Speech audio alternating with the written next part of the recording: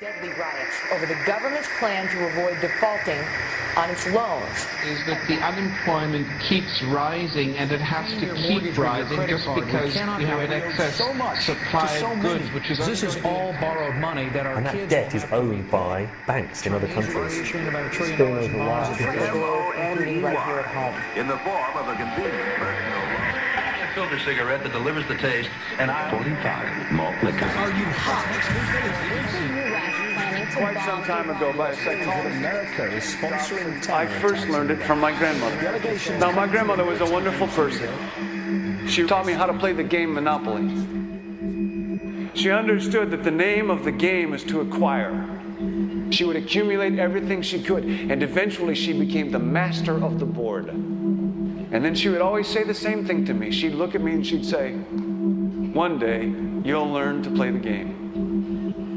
One summer, I played Monopoly almost every day, all day long. And that summer, I learned to play the game. I came to understand the only way to win is to make a total commitment to acquisition. I came to understand that money and possessions, that's the way that you keep score. And by the end of that summer, I was more ruthless than my grandmother. I was ready to bend the rules if I had to win that game. And I sat down with her to play that fall.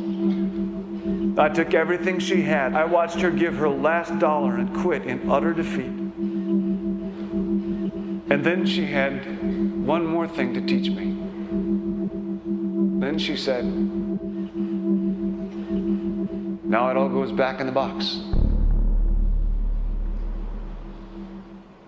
All those houses and hotels, all the railroads and utility companies, all that property and all that wonderful money. Now it all goes back in the box. None of it was really yours. You got all heated up about it for a while. But it was around a long time before you sat down at the board. And it will be here after you're gone. Players come and players go.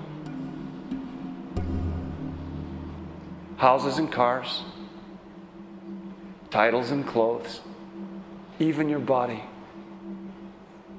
Because the fact is that everything I clutch and consume and hoard is going to go back in the box, and I'm going to lose it all. You have to ask yourself, when you finally get the ultimate promotion, when you've made the ultimate purchase, when you buy the ultimate home, when you have stored up financial security and climbed the ladder of success to the highest rung you can possibly climb it, and the thrill wears off, and it will wear off, then what? How far do you have to walk down that road before you see where it leads? Surely you understand, it'll never be enough. So you have to ask yourself the question, what matters?